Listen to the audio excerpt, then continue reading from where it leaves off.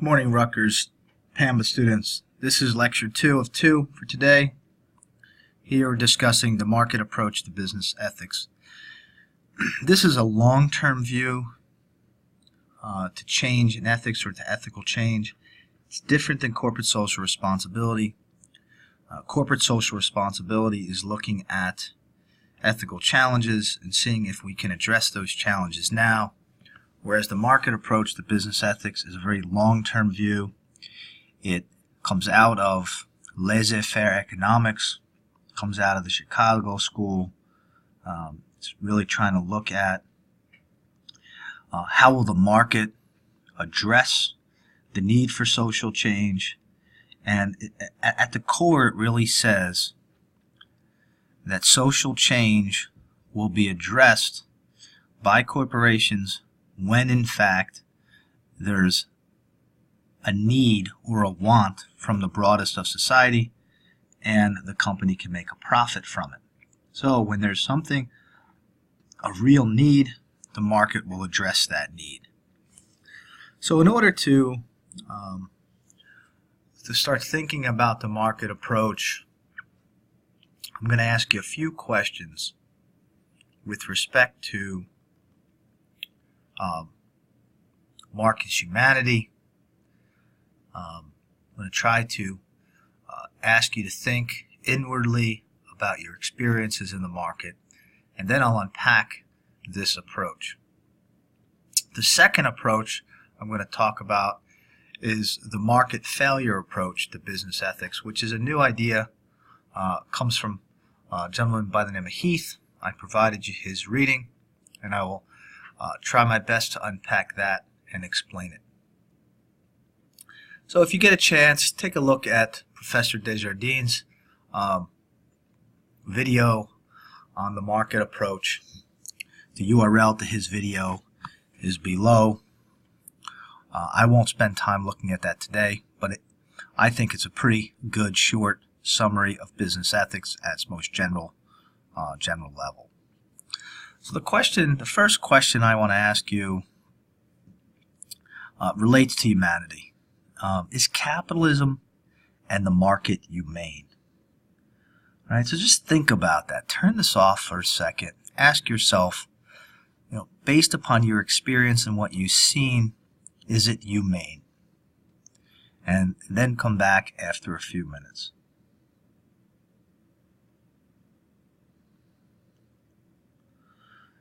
So we're now back. We're thinking about this concept of humanity and capitalism, and I always come back to this question: can we be doing something different for humanity than capitalism? And I tend to be a very pro-capitalist. So I come back to this question, and of course I say, no, it's not humane. It's cutthroat. It's based upon competition. Companies fail every day. Lives are destroyed. People's homes are destroyed because of capitalism. Some people's wealth increases dramatically because of it, and overnight can be devastated by it. So is it humane? It's very ferocious, right? This idea of capitalism. So why do we do it, right? If it's ferocious and it's very competitive and, there's high risk, high reward concepts, why do we do it? Why does society allow it to go on? Why do economists spend lives talking about this, teaching us this type of new ethical system? When I say new, it's only been around for a couple hundred years in the context that we're now talking about. So there's a couple of things that we want to unpack here. So the first is, does the market promote virtue? And I think what we're going to see here is that once we cut through all of the noise, capitalism is humane. Or at least there's another side to the humanity of it. So now I want you to ask you this question: does the market promote virtue? When I say the market, I'm talking about the competitive market. So think about that. Again, if you can, shut off your computer, think about it, take some notes, and then we'll be back. Okay, once again, if you did shut off your computer, great. If you didn't, we'll just keep going. But first, what is virtue? Well, virtues, as I defined a few lectures ago from Aristotle, is the thing called the golden mean, right? Or it's some behavior between two extremes. Now, I want to paint a picture for you, and I want you to think about it. You're in a competitive market. You know, when I say competitive market, the only thing you really can control is price and quality. There's no barriers to entry. And you're in this market and you're hashing it out. You're fighting it out every day with your competitor. Now think about that scenario. In that scenario, when a customer comes to see you, are you going to be nice to that customer? If you know that there's a competitor down the street, or who knows, right across the way from you, who will take that competitor, chances are you're going to be nice to that consumer. You're going to be sociable. Are you going to charge that consumer a fair price? Or are you going to take advantage of that consumer and charge them double because you can? Well, if it's a competitive market and they can get prices anywhere, they're going to go to the one that provides them the best price. If you're making bad decisions, do you think you're going to be in business long term in a competitive market? Probably not. So this starts to get to this idea of virtue. In a competitive market, market participants have virtues. They're going to be thrifty because they're fighting it out for each and every penny, dollar. They're going to be hardworking. They're going to be responsible, prudent, honest, sociable.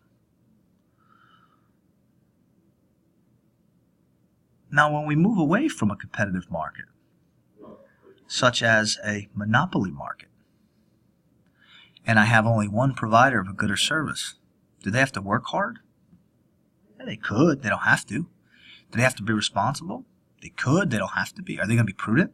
Maybe. Maybe not. Are they going to be honest? Maybe. Maybe not. So this gets us to this concept of competition.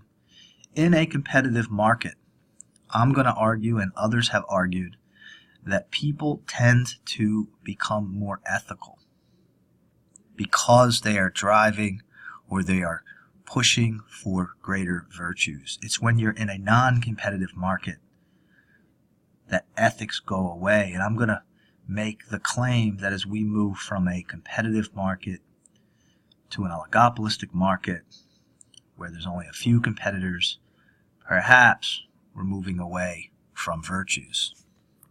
So this brings us to the virtues of the entire market. When I have people in a competitive market, when I have companies in a competitive market who are doing everything they possibly can to win, they're using prudence and responsibility, they're being sociable. Well, they're being efficient. They're promoting the most efficient use of the most wanted goods in society. Waste is eliminated. They're incented. The whole market is incentivized for skill acquisition because we have to. And there's an increase in freedom. When everybody is competing and everybody's trying to make a better product, there's more choices, or at least we think there's more choices.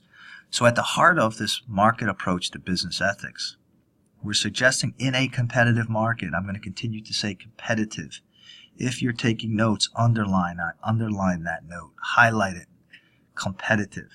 When we move away from competitive market to other markets, it's argued that the market becomes less efficient and less ethical, less incentives, less freedoms. So the market works optimally, and all these things, all of these virtues, and all of these benefits is when there's perfect competition. Perfect competition means there's lots of competitors. When price includes all costs. What does that mean? When there's no externalities associated with a price. You've learned about externalities in your micro and macroeconomics course. Or if you've taken a managerial economics course, you would have learned about that. When price does not include all costs, somebody is being hurt. Most often, it's the environment or the greatest of society.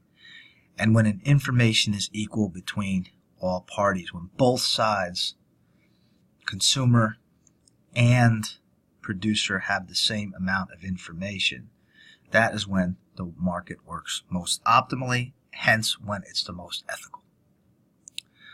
So what happens when these three conditions are not met?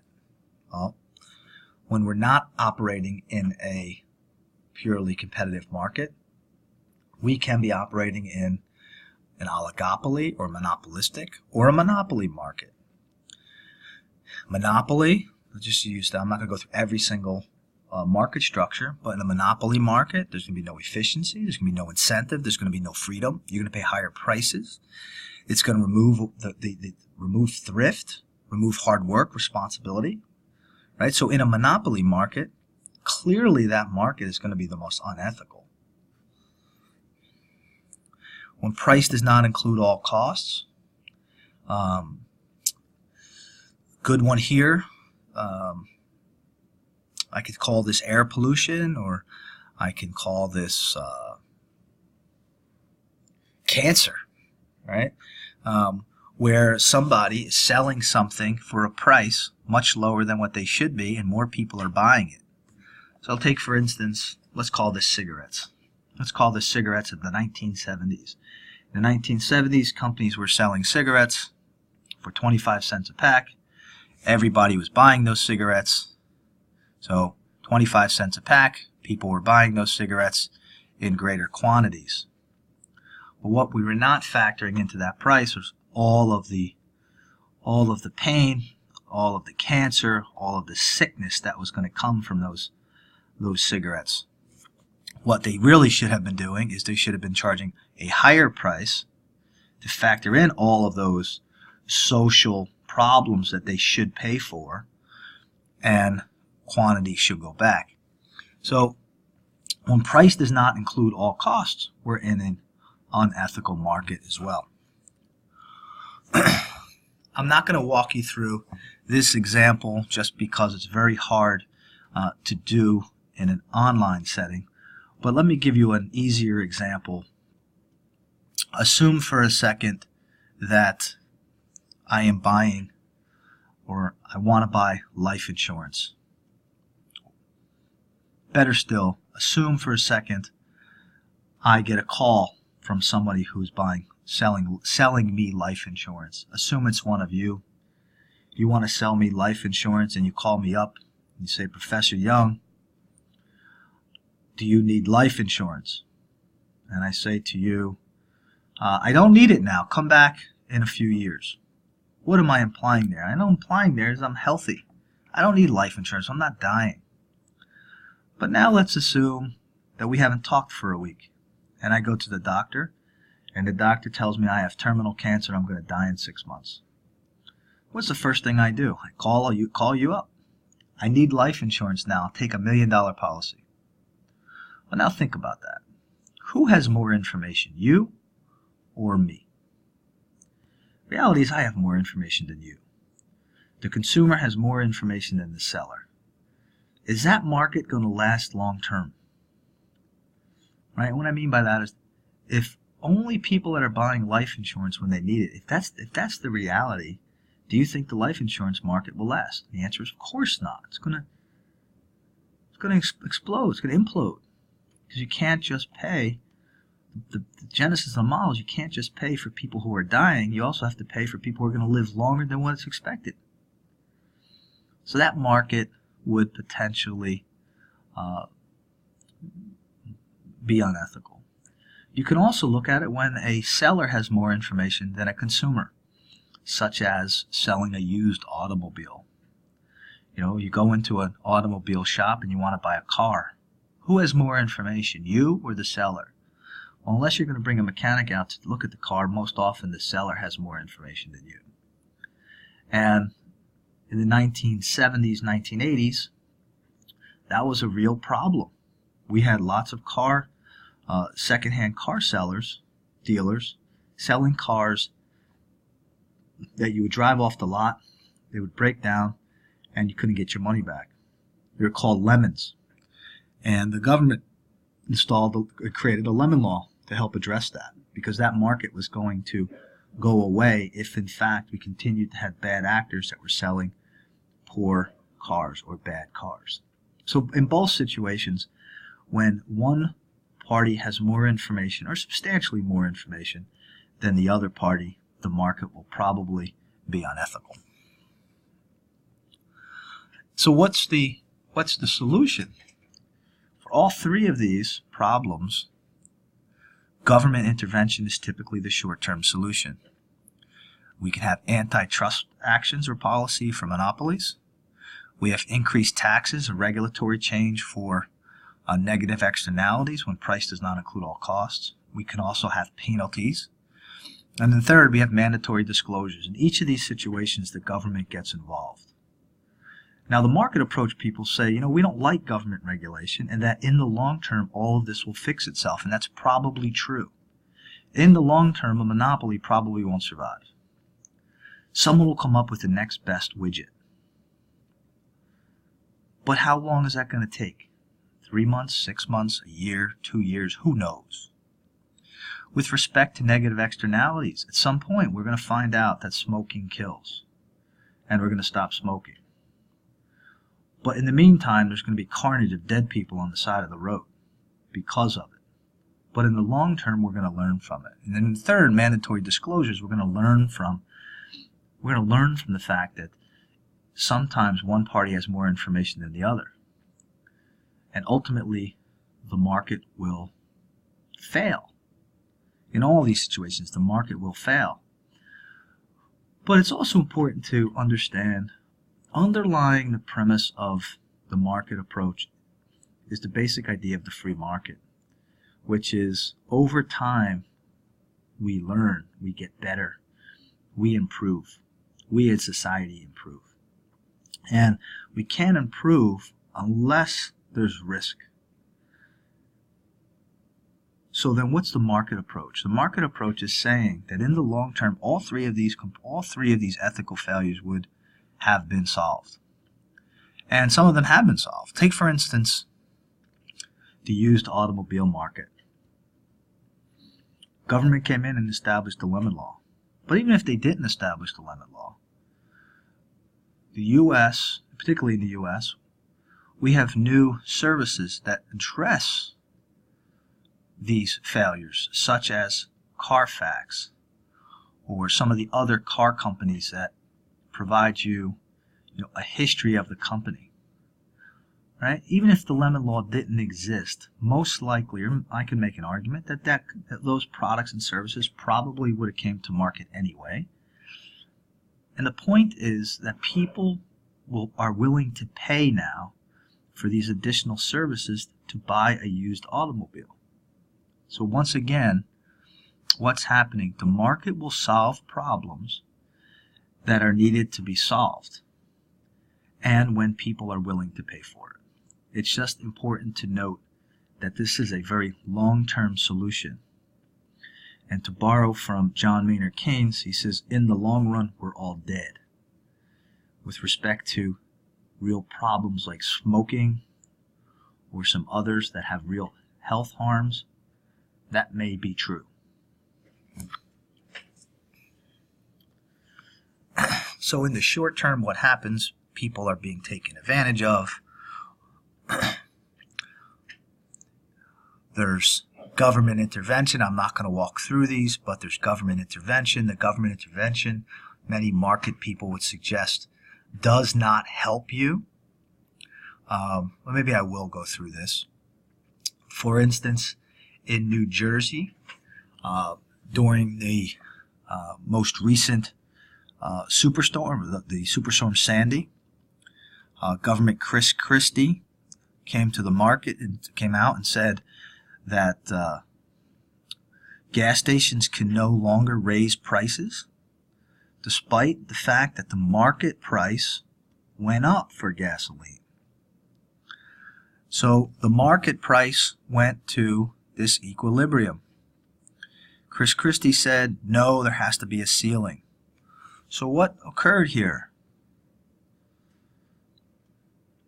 Some really smart people unethical people, went to gas stations, purchased all of the gas from these gas stations, and went around and sold this gas in the black market. And I know this for a fact because I had an individual in my development who was doing just the same. He was taking his automobile and he was taking a couple hundred gallons of gasoline, or was going up to Pennsylvania, buying a couple hundred gallons of gasoline, coming back and selling that gasoline to people on the block. So what was he doing? He was buying the gas, buying up lots and almost all of the gas in many of these stations, and then going back and charging a higher price. Was it solving the problem? The answer is probably not. What we should have allowed, at least what market people would have said, is we should have allowed the market price to go where it goes because supply and demand was dictating it. If you don't allow it to occur, it's going to happen anywhere, anyway, in black or gray market activity.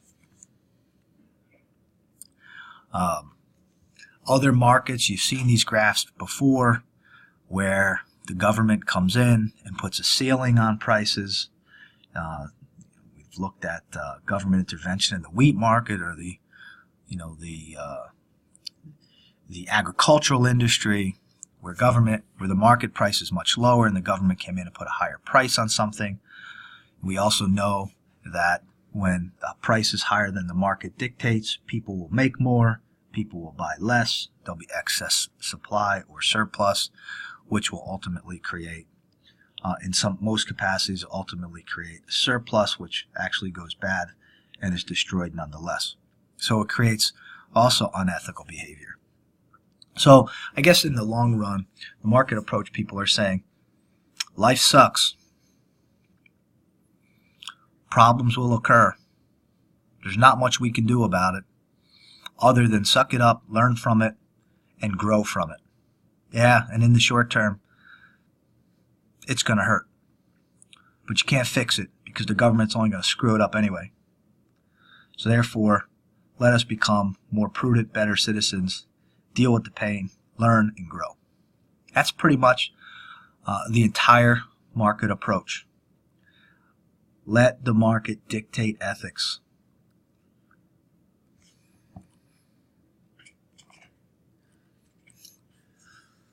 So now we're going to move into Joseph Heath, John Hosness's idea, more Heath, about the market of failure approach to business ethics.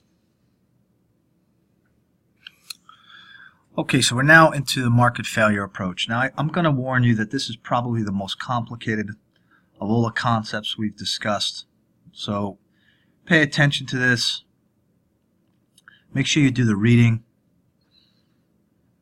This will probably have a little bit to do with your case. So I'm going to encourage you once again, make sure you pay careful attention to this. So Heath, in his article, he's really suggesting that this concept of stakeholder theory and CSR is misaligned. He suggests that this concept of a corporate citizen, where a corporate citizen has the ability to act of their own devices to make ethical decisions within a corporation, is misguided. And he's really going back to the market approach, which says the only role of the employee, the only thing they should care about is maximizing shareholder value.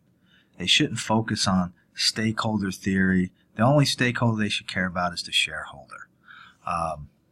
It's simply that. So this is a theory that goes against CSR, and I'm going to try my best to articulate his ideas. And he starts with, he doesn't provide you this view, but he talks about it. He says, if there's no division of labor, again, we're moving back to the production view of the firm. If there's no division of labor, the company is owned by a single shareholder. So the shoe company that I talked about earlier today, in the 1900s or early 20th century, maybe late 19th century, that the owner of that establishment was also the single shareholder, or the single employee. And when there's only one employee and one shareholder, what's good about that is the self-interest of the shareholder is the same as the self-interest of the employee, and that is to do what? Maximize shareholder value, and that maximizing shareholder value is everything to do about me. Well, now we jump ahead to the larger companies, assembly line, right, where I may still only be the single shareholder, assume that to be the case, but it's a larger company now. I'm not making one pair of shoes now, I'm making hundreds of pairs of shoes. So I hire employees. One shareholder, many employees. We now start to get to a place where we start to have a problem. Employees are acting as agents, or we have an agency problem. They're focused on their own self-interest, and the shareholder is focused on maximizing shareholder value, and in that context we have a problem.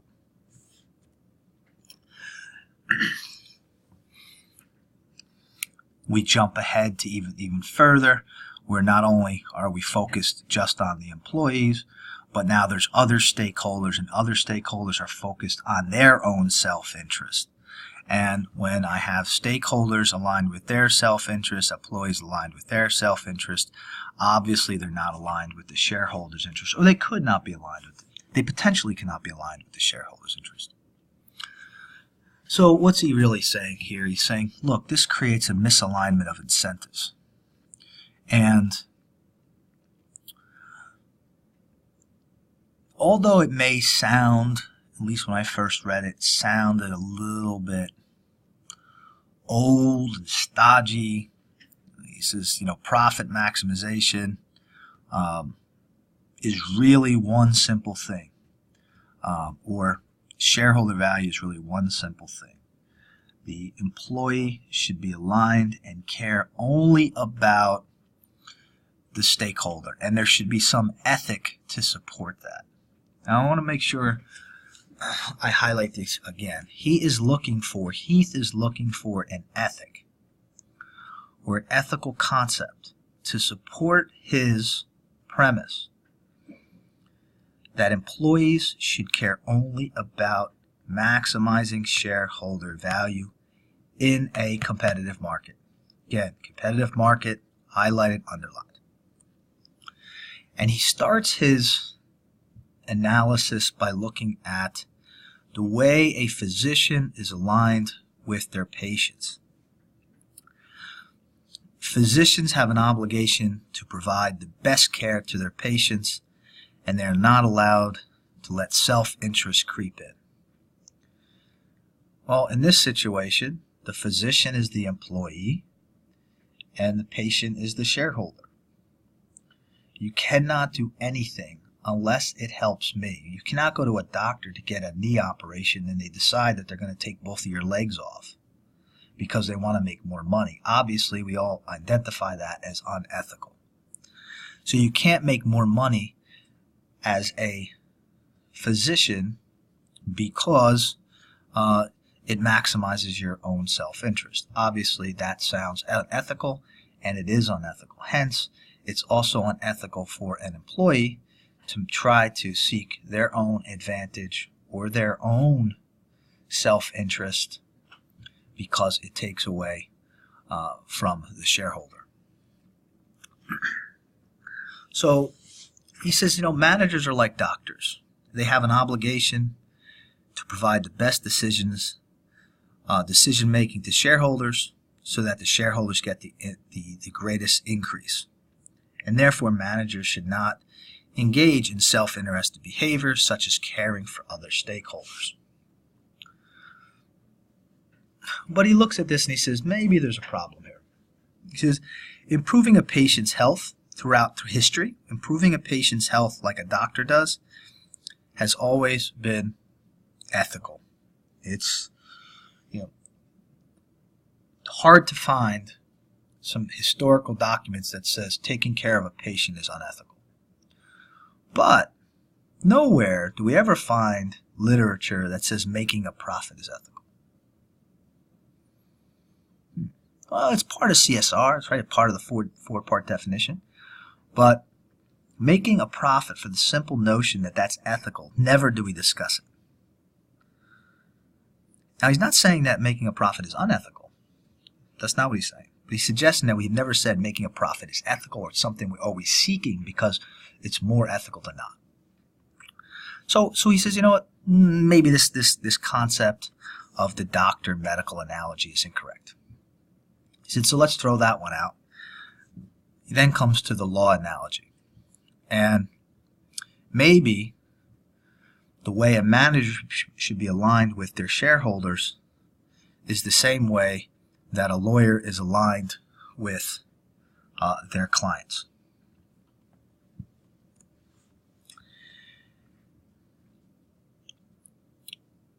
So in order to understand this idea, we have to first understand how lawyers and clients are aligned or engaged.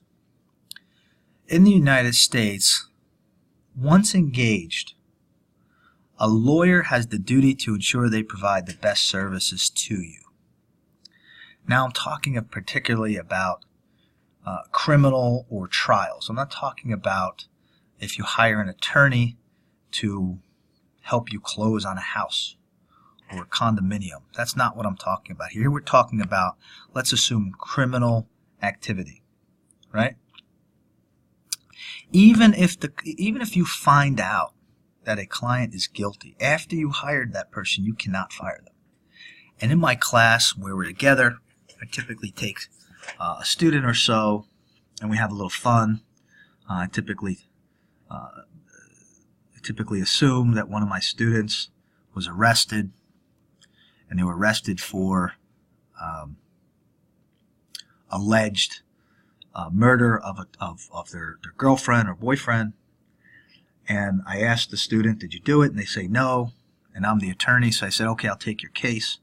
I start working on the case, and then over a period of time, I start to realize that, or I start to question, maybe this person did it.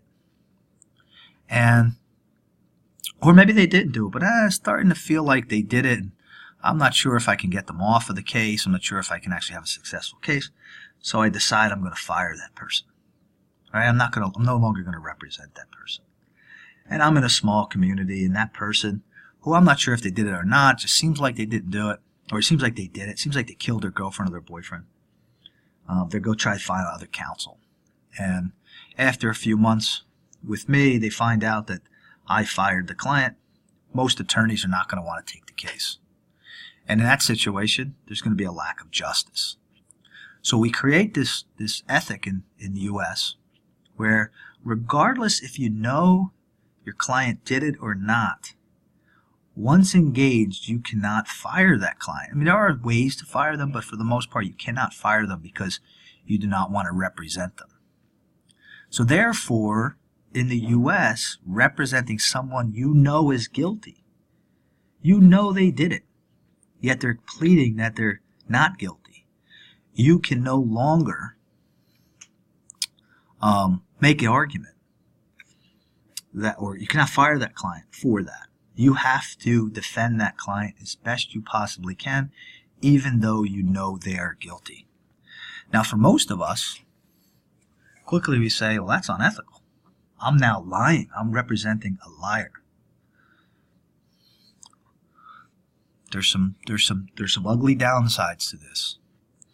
But now we have to ask ourselves, what justifies a lawyer's behavior? Why did they do this? Well, they do this because the outcome of this behavior creates a vigorous interaction where justice is served because both sides of the law have the obligation to fight for their client. So on the other side of me as the lawyer is a prosecutor who is representing the plaintiff who was killed or the family of the plaintiff. What is this doing? Well, by ensuring that a lawyer cannot fire their client if they know they're guilty, ensures that defendants, those who are accused, will always have access to attorneys who will fight for them. Because if it's not that way, attorneys will fire their clients even if they possibly think that the client did it, and that'll create even more injustices. So therefore, we force attorneys to keep their clients after they're hired and to do what they can to get their clients off. So what is the end? The end of the exchange is justice, improvement of the system of all, maximize the benefits for everyone in society. So how does this relate to managers? The manager should seek to maximize profit for the same reason the trial lawyer tries to acquit his client.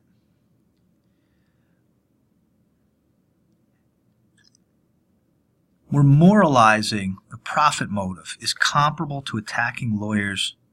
So let me just cut to the chase here. We are allowing lawyers to represent